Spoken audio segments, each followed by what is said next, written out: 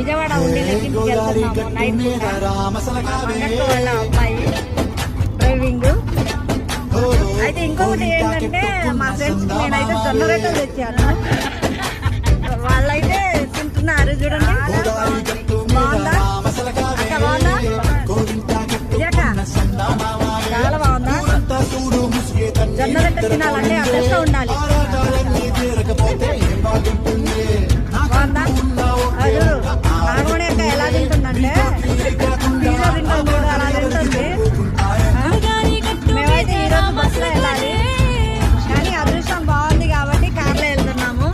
మంగక్క కొడుకు car driving చేస్తున్నాడు చూడండి.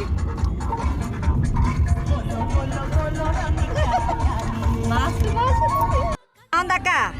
చెప్పు, సూపర్ ఉందా? చేయి చూపి మరి.